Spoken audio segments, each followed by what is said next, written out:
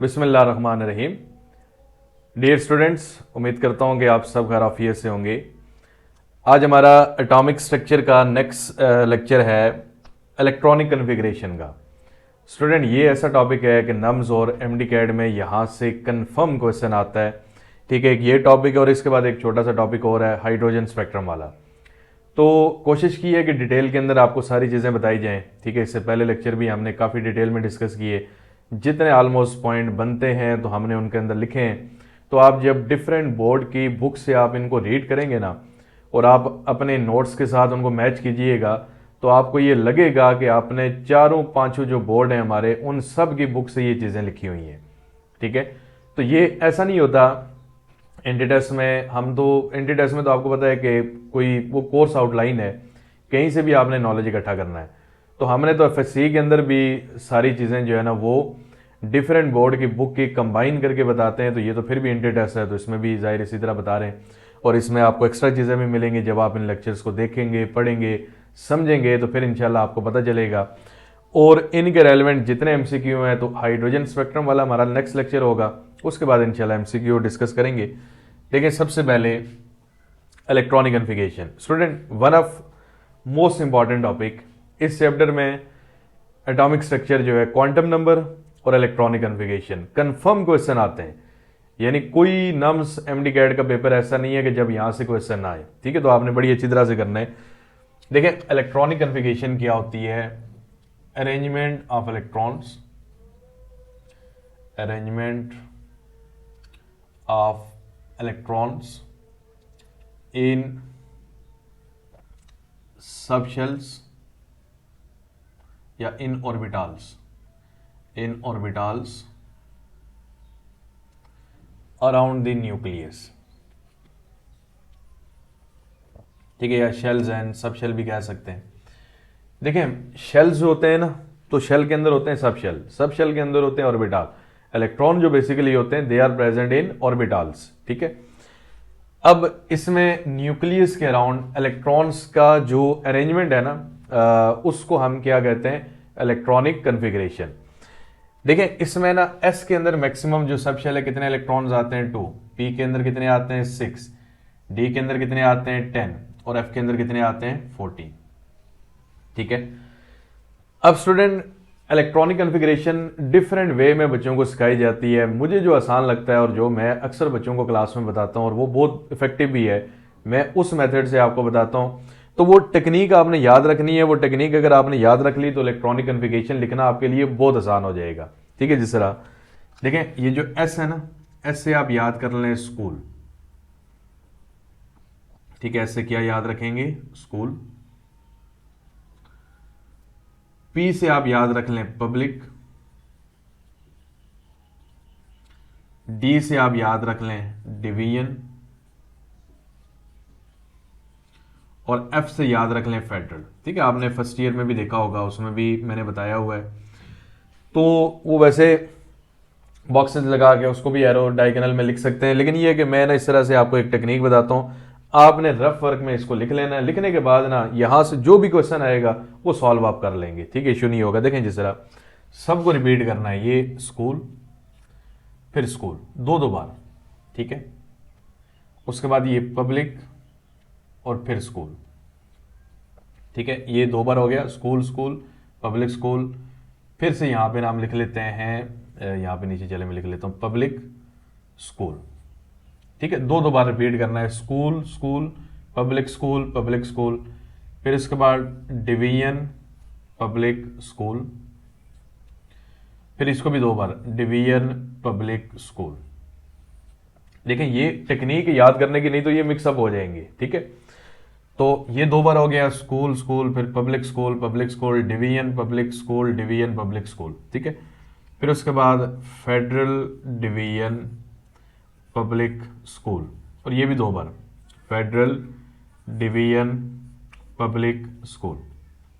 ठीक है, अब ना इसमें ये आपने लिख लिया। ठीक है, यहां पे लिखने के बाद अब ये तो 2 बार आपने सारे लिख लिए। ठीक है, अब ना इसमें नंबर साथ लगाने हैं, प्रिंसिपल क्वांटम नंबर n। देखें, एस ऑर्बिटल 1 से स्टार्ट होता है, ये 1 आ गया, ये आ गया 2, ये आ गया 3, 4, नेक्स्ट जो है ना वो 5, 6, 7 एंड 8। पी जो है ना वो पहली बार दूसरे शेल में आता है, तो इसको 2 से स्टार्ट करेंगे, 2p, क्योंकि पहले में तो नहीं है ना, 1p तो हो ही नहीं सकता। 2p के बाद क्या आएगा, 3p, 4p, 5p, 6p और ये 7p। डी, डी जो है ना वो पहली बार तीसरे शेल में आता है, तो उसको 3 से स्टार्ट करेंगे, 3d, 4d, 5d and 6d। और एफ पहली बार ना फोर्थ वाले शेल में आता है, 4f और ये क्या आएगा, 5f। तो स्टूडेंट ये पेयर्स आपने बना के याद रखना है कि ये school school public school public school 2 बार हो गया, division public school division public school 2 बार हो गया, federal division public school federal division public school. अब ये हमारे पास जो है ना ये ऑर्बिटल्स हैं इलेक्ट्रॉनिक कॉन्फ़िगरेशन लिखने के लिए, और इसमें ना ये बच्चों ऑर्डर है, मैं इसको ना कॉमर्स की जगह ये एनर्जी ऑर्डर की फॉर्म में लिख लेता हूँ, ठीक है। ये आप जैसे जैसे आगे मूव कर रहे हैं ना तो इनकी एनर्जीज इंक्रीज हो रही हैं, और ये प्रॉपरली n+l रूल के रेलिवेंट है, ठीक है। अब ये n+l रूल के रेलिवेंट कैसे हैं, इसके मीनिंग क्या है, तो बच्चों ये मैं आपको बताता हूं कि n+l रूल जो है, वैसे ये आगे मैंने हेडिंग भी लगाई है, इसके बारे में हम पढ़ेंगे, लेकिन n+l रूल बेसिकली हमें एनर्जी के बारे में बताता है कि कौन से ऑर्बिटल की एनर्जी ज्यादा है। तो आप जैसे जैसे यहां से आगे आ रहे हैं ना तो एनर्जी ऑफ ऑर्बिटल इंक्रीज हो रही है, ठीक है, यानी सबसे कम एनर्जी 1s की है, उससे थोड़ा ज्यादा 2s की है, फिर आगे 2p, फिर 3s, 3p, 4s, 3d, 4p, so on. आगे आप जैसे जैसे जा रहे हैं एनर्जी क्या होती जाएगी, इंक्रीज होती जाएगी। तो स्टूडेंट सबसे हाईएस्ट एनर्जी किसकी है, 8s की, सबसे कम एनर्जी किसकी है, 1s की, ठीक है।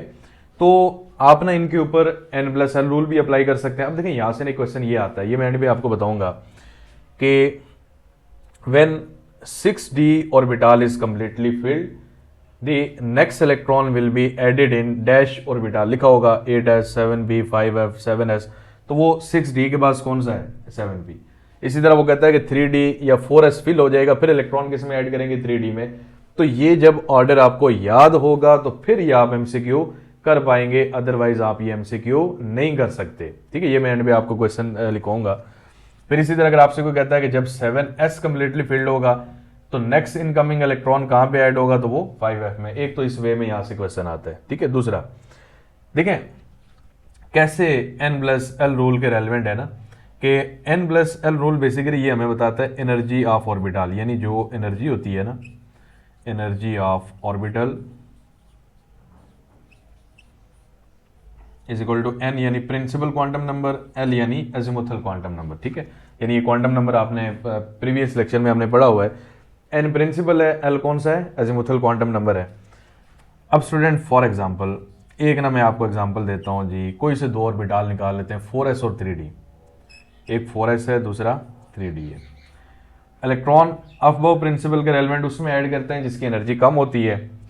4s में n+l की वैल्यू देख लेते हैं जी, 4, और l की वैल्यू इसके लिए क्या होती है, 0, तो ये क्या आएगा, 4। यानी ये आपने वैल्यूज याद रखनी है, l की वैल्यू 0 है तो ये s ऑर्बिटल है, 1 है तो ये p ऑर्बिटल है, 2 है तो ये d ऑर्बिटल है, और अगर 3 है तो ये f ऑर्बिटल है। ये फिक्स वैल्यूज होती हैं, ठीक है। ये 4 आ गया, और 3 प्लस d में किसमें कितने हैं, 2, तो ये 5। तो देखें जिसकी n+l की वैल्यू कम होगी ना तो उसकी एनर्जी भी कम है और इलेक्ट्रॉन उसमें ऐड होगा, ठीक है। तो इसकी मीनिंग है यहां पे हम लिखेंगे electron will be added in 4s, ठीक है, because according to n+l rule इसकी एनर्जी कम है। दूसरी एक और बात कि स्टूडेंट ऐसा हो जाए कि 2 ऑर्बिटल्स हैं और उनकी n+l की वैल्यू सेम है, ठीक है, एक 3p ले लेते हैं, सॉरी 3d, और दूसरा जो है ना इसमें 4p ले लेते हैं। 3d में तो वही आएगा ना, 3 + 2 5, और 4p में 4 + p के लिए 1, तो ये भी आएगा 5। अब देखें स्टूडेंट जब n+l की वैल्यू सेम हो जाए तो जिसकी n की वैल्यू कम है ना प्रिंसिपल क्वांटम नंबर की, उसमें इलेक्ट्रॉन ऐड करेंगे, यानी इलेक्ट्रॉन जो है ना it will be added in 3d, ठीक है। तो स्टूडेंट एनर्जी कैसे डिसाइड होती है? n प्लस एल रूल से। जिसकी n प्लस एल की वैल्यू कम है उसकी एनर्जी भी कम है और उसमें पहले इलेक्ट्रॉन ऐड करेंगे, और जिसकी ज़्यादा है उसमें इलेक्ट्रॉन बाद में ऐड करेंगे। और अगर n प्लस एल की वैल्यू सेम हो जाए तो फिर किसकी वैल्यू देखेंगे? प्रिंसिपल क्वांटम नंबर की। जिसकी वो वैल्यू कम होगी तो उसमें इलेक्ट्रॉन ऐड करेंगे। अब इन सब के ऊपर आप n plus L rule apply कर लें। आप देखें ये proper increasing order of energy है, यानी इसमें देखें 8s में मैं आपको करा देता हूं 8 प्लस 0 तो ये 8 आएगा। 7p 7 प्लस 1 ये भी 8 आ गया। तो स्टूडेंट जब n प्लस एल की वैल्यू सेम हो गई तो इलेक्ट्रॉन किस में ऐड करेंगे? जिसकी n की वैल्यू कम है तो इसके मीनिंग है इलेक्ट्रॉन फिर किस में ऐड होगा? 7p। तो एंड ऑफ द डे बताना ये चाह रहा हूं कि ये जो ऑर्बिटल हमने लिखे हैं 1s से लेके 8s तक, they are increasing order of their energy values. ठीक है, और एनर्जी कहां से हमें पता चलती है? n प्लस एल रूल के साथ। अब देखें जो क्वेश्चन यहां से आते हैं इलेक्ट्रॉनिक कन्फिगरेशन, उसकी तरफ थोड़ा सा आते हैं स्टूडेंट। देखें इलेक्ट्रॉनिक कन्फिगरेशन स्कैंडियम की 1s2 2s2 2p6 3s2 3p6 4s2 3d1। इसमें titanium 22 1s2 2s2 2p6 3s2 3p6 उसके बाद 4s2 एंड 3d2।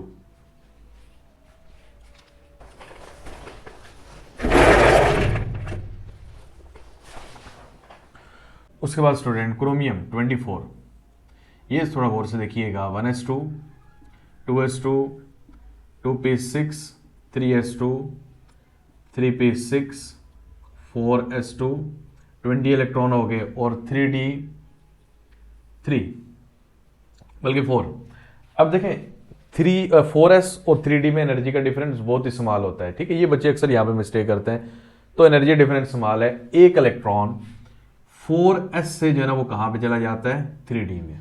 तो ये स्टेबिलिटी आ जाती है, क्योंकि आपको पता है दो स्टेट बड़ी स्टेबल होती हैं जब कोई ऑर्बिटल या तो कंप्लीटली फिल्ड होता है या फिर हाफ फिल्ड। ऑलरेडी आपने एफएससी में पढ़ा हुआ है, कंप्लीटली फिल्ड D10 होगा, हाफ फिल्ड D5 होगा। ठीक है, F में कंप्लीटली फील्ड 14 है, हाफ फील्ड वो 7 हो जाएगा। P में कंप्लीटली फील्ड 6 है, हाफ फील्ड क्या होगा? 3। तो 4s2 3d5 में ना 4s तो चले स्टेबल होता है, 3d तो नहीं है। तो फिर एक इलेक्ट्रॉन 4s से कहाँ पे जाता है? 3d के अंदर जाएगा और वो 5 में चला जाएगा और हाफ फील्ड होगा और फिर स्टेबिलिटी गेन करेगा।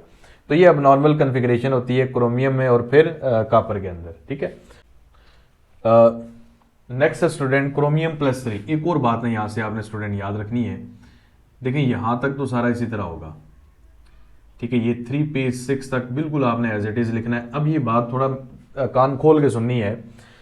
देखिए जब भी ट्रांजिशन एलिमेंट इलेक्ट्रॉन लूज करते हैं ना, ये अक्सर बच्चे मिस्टेक करते हैं। ये मैंने कुछ क्वेश्चन लिख के रखे हैं जो अक्सर यहां से आते हैं, लेकिन ये बात गौर से सुने।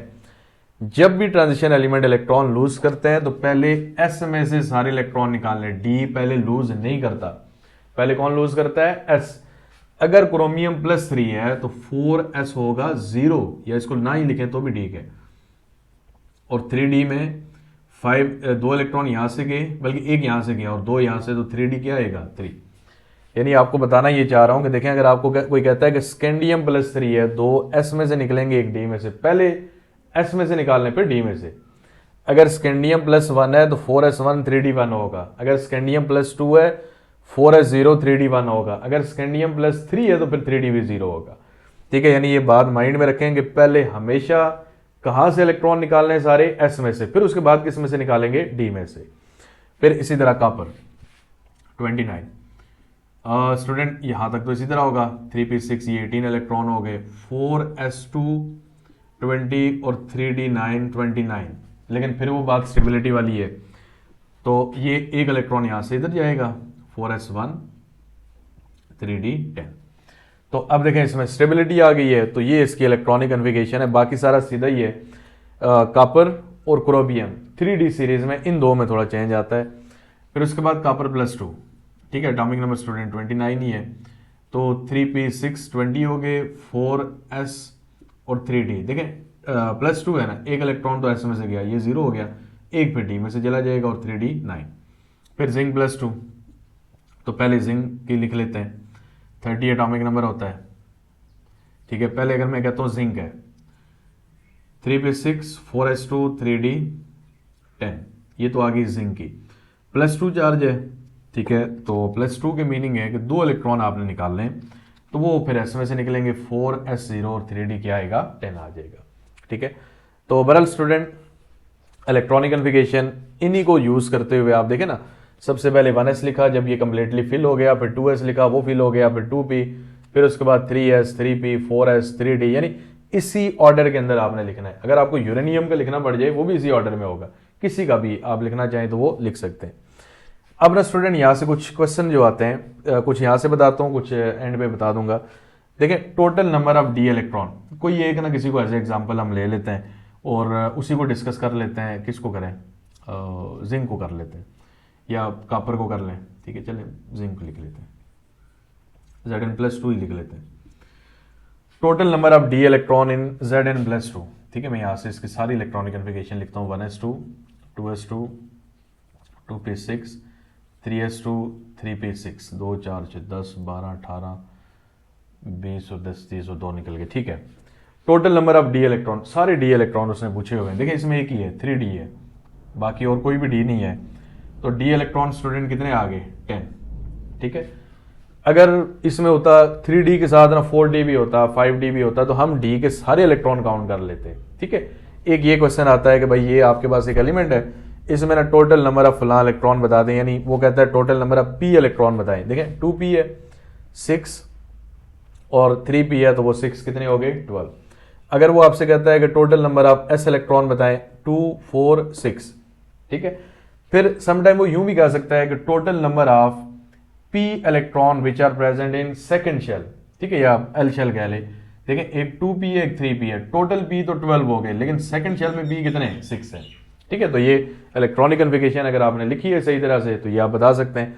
अब देखें सपोज किसी बंदे ने यूं किया हो कि इलेक्ट्रॉन उसने निकाले हो d में से 4s2 रखा हो 3d8 रखा हो, तो वो d इलेक्ट्रॉन कितने बताएगा 8, तो वो तो क्वेश्चन उसका गलत हो जाएगा। यानी ये करने से पहले ये आपको सही तरह से आना चाहिए, ठीक है। वो मैं अभी नासिर मदनी साहब का क्लिप किसी ने भेज दिया, तो हमारी ना सुबह से लाइट आ रही है जा रही है आ रही है जा रही है, तो यहाँ पे ना हल्की सी हवा भी हो जाए ना तो मसाइल स्टार्ट हो जाते हैं, ठीक है। तो वो कहते हैं जी किसी मस्जिद में ना खताब कर रहे थे, तो खताब करते करते मैंने कहा जी करप्शन ना करो, चोरी ना करो, ठीक है, बिजली चोरी नहीं करनी और आपने कोई चोरी नहीं करनी, करप्शन बिल्कुल नहीं करनी, ठीक है, किसी का हक नहीं मारना। तो करते करते ना एक बुज़ुर्ग खड़े हो गए और वो कहते हैं जी आप जिस मस्जिद में स्पीकर के ऊपर खताब कर रहे हैं ना इसकी भी बिजली डायरेक्ट ही लगी हुई है, ठीक है। तो वो सिलसिला ये पाकिस्तान में है कि यहाँ पे ना ये इधर काफ़ी सारे एरियाज़ में जब आप जाते हैं ना कोई बिल शिल नहीं देता, वो सीधे कुंडियाँ डाली हुई हैं, डायरेक्ट बिजली इस्तेमाल करते हैं, सुबह शाम एसी लगा होता है। तो हम तो चले खैर बिल शिल हमें देना पड़ता है, हम तो एसी चला लें ज़्यादा, तो फिर बिल भी ना वो सही गर्मी पैदा करता है, पता चलता है कि वाकई बिल आया है, ठीक है।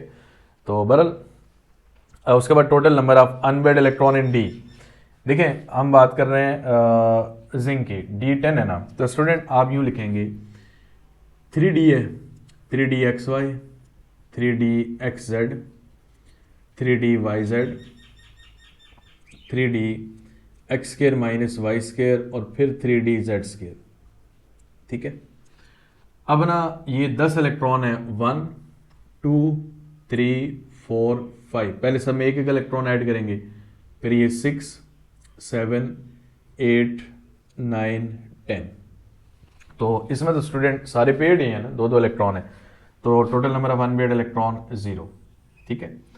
तो स्टूडेंट अगर सपोज किसी में ना यूँ आ जाए, आपने जब इलेक्ट्रॉन ऐड किए तो वो इस तरह से आ गया, तो एक अनपेड इलेक्ट्रॉन है, यूँ अगर आ जाए तो वो 2 अनपेड इलेक्ट्रॉन है, इस तरह से आ जाए तो वो 3 अनपेड हैं, तो बहरहाल ज़ाहिर है जब आप इलेक्ट्रॉनिक कन्फिगरेशन जो आपको पूछी जाएगी तो आप उसके अकॉर्डिंग करेंगे। तो मैं जो है ना वो किसके अकॉर्डिंग यहाँ पे लिख रहा हूँ सारी चीज़ें जिंक के अकॉर्डिंग, ठीक है। यानी मैं सारी बातें जिंक के रेलेवेंट आपसे वो कोई भी पूछ सकता है। फिर total number of p electron in zinc, यहाँ पे जगह नहीं थी तो इधर मैं साथ लिख लेता हूँ, ये ना हो कि वो सब का इकट्ठा ही करते रहें।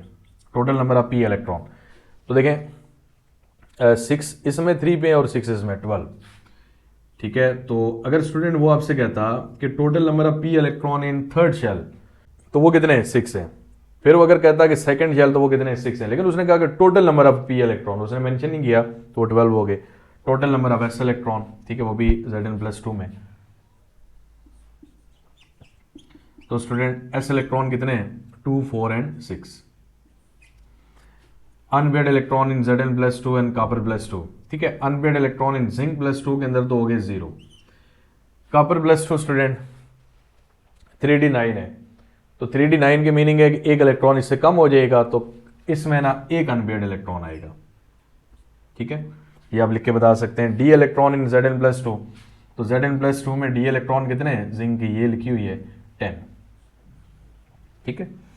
तो स्टूडेंट ये कुछ क्वेश्चन थे जो बेसिक से, ये कोई इतना मुश्किल नहीं है, ये अक्सर पूछे जाते हैं, ठीक है। तो होप के आपको यहाँ तक समझ आ गई होगी। अब ना हम रूल्स के बारे में डिस्कशन करते हैं। अफबो प्रिंसिपल, तो इसमें बड़ी आसान सी बात है कि electrons are added in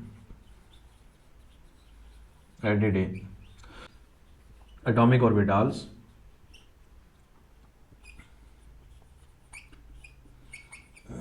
in increasing order of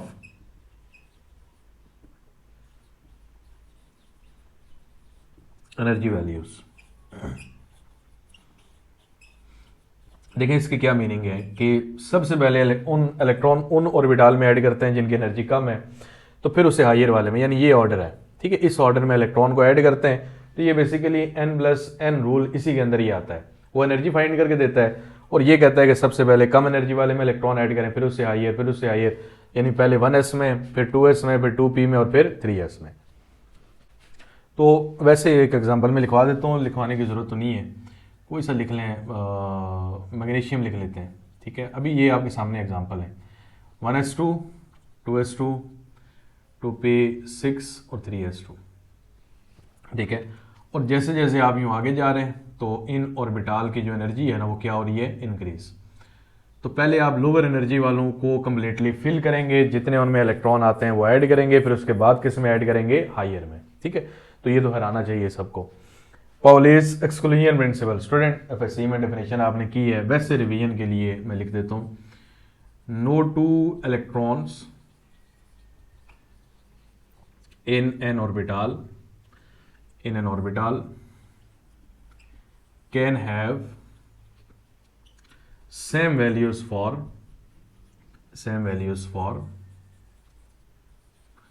4 quantum numbers। अब देखें ये चीज़ें आपने एफएससी के अंदर पढ़ी हैं, लेकिन एंट्री टेस्ट में इनको रिवाइज करना भी बहुत ज़रूरी है। अगर रिवाइज नहीं करेंगे तो क्वेश्चन यहाँ से भी बनते हैं, ठीक है, क्योंकि एंट्री का सिलेबस तो एफएससी का ही है ना। तो इसमें देखें यहाँ पे सबसे पहले ना मैं यहाँ पे लिखता हूँ जी, एक ऑर्बिटल है,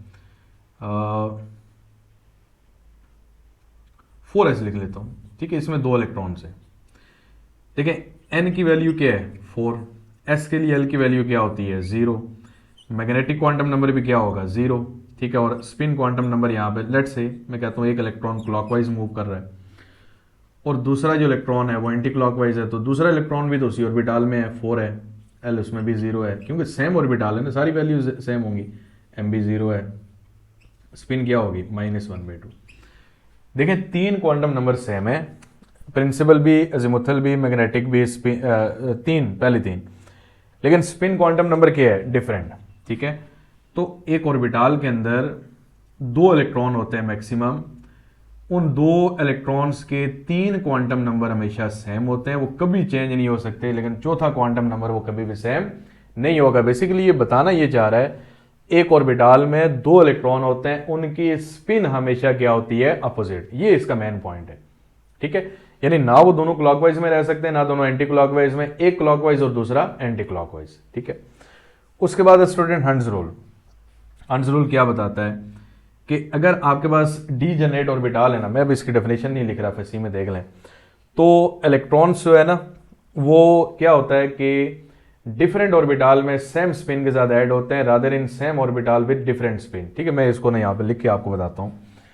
देखें नाइट्रोजन है student, atomic number 7, 1s2, 2s2, अब p के 3 डीजेनरेट ऑर्बिटल हैं, 2px 2py 2pz। टोटल इसमें 7 इलेक्ट्रॉन है, 4 ऐड हो गए, ये 5, सब में एक एक इलेक्ट्रॉन ऐड करेंगे, 6 और ये 7। ठीक है। फिर इसी तरह ऑक्सीजन, ऑक्सीजन का एटॉमिक नंबर 8 है स्टूडेंट, 1s2, उसके बाद 2s2 2px, ठीक है, 2py एंड 2pz। ठीक है। देखें इसमें ना टोटल 8 इलेक्ट्रॉन है, 4 रह गए, तो पहले सब में इक्वल डिस्ट्रीब्यूशन करें, 1 2 3, फिर इसमें एक और ऐड कर दें 4। ठीक है। तो ये 2 इसमें अनपेड इलेक्ट्रॉन रह गए, पी वाई में और एक पी जेड में, और इसमें कितने, 3। फिर ये जो हंट्स रूल है इक्वल डिस्ट्रीब्यूशन ऑफ इलेक्ट्रॉन के बाद, ये हमें ना वैलेंसी के बारे में भी बताता है। इसमें 3 अनपेड इलेक्ट्रॉन है ना, तो ये ट्राईवैलेंट है। ठीक है। ऑक्सीजन में 2 अनपेड इलेक्ट्रॉन्स हैं, तो ये डाईवैलेंट है। तो हंट्स रूल हमें वैलेंसी के बारे में भी बताता है। लेकिन यहाँ पे एक और चीज़ है, कार्बन। देखें कार्बन की इलेक्ट्रॉनिक कन्फिगरेशन है 1s2 2s2 और p में 3 ऑर्बिटल हैं, 2px 2py और फिर 2pz, यानी p में ना बल्कि 2 इलेक्ट्रॉन है, एक px में आएगा एक py में और ये 0। अब देखें हंट्स रूल के रेलेवेंट कन्फिगरेशन तो लिख ली, लेकिन यहाँ पे वैलेंसी सेटिस्फाई नहीं हो रही। देखें इसमें 2 अनपेड इलेक्ट्रॉन है, और कार्बन क्या होता है, टेट्रावैलेंट, 4 बॉन्ड बनाता है। तो आपने पढ़ा कि फिर ये एक्साइटेड स्टेट में जब जाता है ना, तो फिर ये टेट्रावैलेंट होता है, यानी ये 4 बॉन्ड बनाता है। कि जब आप कार्बन, क्योंकि जब ये बॉन्ड बनाता है तो ये ग्राउंड स्टेट में नहीं होता, एक्साइटेड में होता है, तो उस केस में ना ये होगा। अब पता नहीं ये नीचे नजर आ रहा है कि नहीं आ रहा, लेकिन नहीं भी आ रहा तो कार्बन की एक्साइटेड स्टेट तो मेरे ख्याल में सबको ही आती है। तो ये 1s2 2s1 2px1 2py1 और फिर 2pz1, यानी ये जब एक्साइटेड स्टेट में जाएगा, जिस तरह मिथेन में भी आपने किया, इथेन में भी किया, एसिटाइलिन में भी, इथाइलिन में भी, तो एक्साइटेड स्टेट में स्टूडेंट ये कौन सा होगा, टेट्रावैलेंट। ठीक है। यानी ये टेट्रावैलेंट होता है एक्साइटेड स्टेट में, ग्राउंड में नहीं होता। इसी तरह बोरान है, ठीक है, बेरिलियम है, तो उनमें थोड़ा सा चेंज आता है। तो बाकी हंट्स रूल आपने देख लिया, तो स्टूडेंट एक स्क्रीनशॉट लें। उसके बाद कुछ इंपॉर्टेंट क्वेश्चन स्टूडेंट मैं आपको कराता हूँ जो यहाँ से पूछे जाते हैं। तो अभी ज़ाहिर है अभी हमारी क्लासेस भी स्टार्ट हो जाएंगी, तो 4-5 क्लासेस जब एंट्री टेस्ट की होती हैं ना, तो फिर बंदा बड़ा थक जाता है। ये जो यूट्यूब वाला काम है ये बड़ा मुश्किल काम है। देखें ये चैप्टर जो है ना, इसमें आपने ये बोर्ड को सेट करना है, लाइनें लगानी है, ठीक है, फिर इसको एडिटिंग करनी है, कहीं पे खांसी आ गई, ठीक है, कहीं पे कोई लाइट बंद हो गई, कोई और मसला हो गया, ठीक है, तो वो चीज़ें आपने निकालनी है, तो फिर इसमें ना बड़ा टाइम लगता है। ये 1 घंटे का लेक्चर ना समझे 4 घंटे का काम है, क्योंकि पहले आपने रिकॉर्डिंग करनी है, फिर उसको एडिट करना है, थंबनेल बनाना है, अपलोड करना है, ठीक है, फिर उसको जो है ना वो बहुत सारी मैनेजमेंट है। तो फिर सब्जेक्ट जब होता है ना, जिस तरह देखें अगर कोई और वीडियो है ना, ठीक है, जिस तरह कोई फिल्म है या कोई और मॉडलिंग है, तो उसमें ये है कि वो एक काम एक बंदे ने करना होता है, बाकी टीम करती है।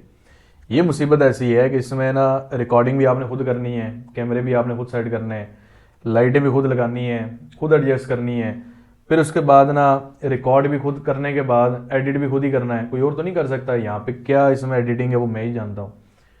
तो प्रोसेसिंग आपने खुद करनी है, अपलोड आपने खुद करनी है, तो ये बड़ा लंबा काम होता है।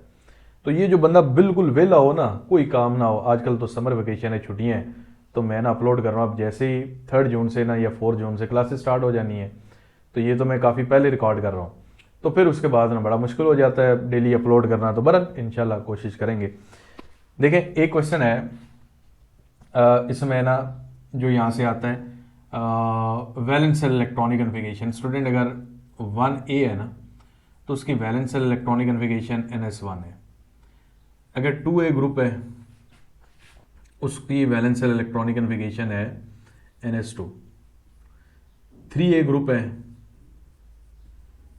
तो इसकी NS2 और NP1 इसमें आ जाएगा। ठीक है। इसी तरह ग्रुप 1A के जो एलिमेंट्स हैं ना स्टूडेंट, इनको कहते हैं एल्कली मेटल्स। ठीक है, इनके नाम भी याद रखने हैं। और 2A वालों को कहते हैं alkaline earth elements, alkaline earth elements. ठीक है, बाकी 3A का कोई स्पेशल नेम नहीं है। फिर इसी तरह 4A वालों को कहते हैं, या इनका भी कोई स्पेशल नेम नहीं है, NH2 NP2, ठीक है। उसके बाद स्टूडेंट 5A वाले, इनमें अगर आप देखें तो इनकी valence electronic configuration NH2 NP3। उसके बाद 6A वाले NH2 NP6, ठीक है। देखें जो ग्रुप नंबर होता है ना उतनी वैलेंस इलेक्ट्रॉन है। ये 6 और सॉरी NP4 6A है ना, तो ये 4 होगा, ठीक है। तो 4 और 2 6 इलेक्ट्रॉन। 5A में 5 वैलेंस इलेक्ट्रॉन है, 3 और 2 5 है। 4A में 4 वैलेंस इलेक्ट्रॉन है, 2 और 2 4 है। तो जितना ग्रुप नंबर होता है ना उतने ही वैलेंस इलेक्ट्रॉन होते हैं। फिर n प्रिंसिपल क्वांटम नंबर है, ये 1s हो सकता है, 2s 3s so on. 6A वालों को कहते हैं चेल्कोजेंस। चेल्कोजेंस के मीनिंग होता है कापर गिवर, ठीक है। ये कापर की ओर से आते हैं जिसकी वजह से इनको चेल्कोजेंस कहते हैं। फिर उसके बाद 7A, ठीक है। 7A में होती है NH2 NP5, ठीक है। और इनको स्टूडेंट कहते हैं हेलोजेंस, फ्लोरीन क्लोरीन वगैरह है। उसके बाद लास्ट पे है स्टूडेंट 8A वाला, और इसकी वैलेंस इलेक्ट्रॉनिक कन्फिगरेशन है NH2 NP6, टोटल 6 और 2 8 इलेक्ट्रॉन है। और इनको स्टूडेंट कहते हैं नोबल गैसेस, ठीक है, most stable gases on earth. तो एक तो ये आपने याद रखना है। दूसरे नंबर पे स्टूडेंट यहाँ से ये भी पूछा जाता है कि आपको ना एक इलेक्ट्रॉनिक कन्फिगरेशन दी जाती है, मैं कहता हूँ फ्लोरीन है, 1s2 2s2 2p6 बल्कि 2p5, और आपसे पूछा जाता है कि बताएं इसका ग्रुप नंबर कौन सा और पीरियड नंबर कौन सा है। स्टूडेंट पीरियड नंबर जब आपने देखना हो ना, पीरियड नंबर, तो आप देखेंगे इसमें वैलेंस सेल कौन सा। देखें ये 1s है ना, ये पहला शेल है, ये 2s है, दूसरा शेल है, ये वैलेंस सेल है। तो जो वैलेंस सेल में प्रिंसिपल क्वांटम नंबर है ना वही पीरियड नंबर है। इसका पीरियड नंबर कौन सा है, 2। अगर लास्ट में यहाँ पे 3p आता, सबसे बाहर वाला जो ऑर्बिटल है ना उसको देखेंगे, 3p होता तो पीरियड नंबर 3, अगर 4s है तो पीरियड नंबर 4, यानी सबसे हाईएस्ट जो प्रिंसिपल क्वांटम नंबर की वैल्यू है ना उसका वही पीरियड नंबर होगा। यानी कहीं पे एंड पे आता है 8s, ठीक है। 8s वाला तो नहीं है, इसमें 7 ही पीरियड है, तो फिर इसका मतलब वो 8वें पीरियड में होगा। टोटल 7 पीरियड है। अगर वो 7s है तो वो 7 पीरियड में है, 6p है तो वो 6p, जो सबसे हाईएस्ट है उसको देखना है, सबसे कम वाले को नहीं देख लेना। और ग्रुप नंबर कैसे देखते हैं स्टूडेंट, आप वैलेंस इलेक्ट्रॉन देखेंगे, ठीक है। वैलेंस सेल 1s वाला तो आ गया K, 2 वाला आ गया L, तो इसमें 2 इलेक्ट्रॉन है, दूसरे में 5 है, तो टोटल कितने हो गए, 7 इलेक्ट्रॉन, ठीक है। तो 7 इलेक्ट्रॉन है, इसके मीनिंग है कि ये ग्रुप 7A में से। तो ग्रुप नंबर भी बता सकते हैं और पीरियड नंबर भी बता सकते हैं। फिर एक और चीज़ स्टूडेंट एक और पूछी जाती है, इसमें ना एक क्वेश्चन एक बार आया हुआ था, हाँ मेरे माइंड में आ गया। How many electrons can be accommodated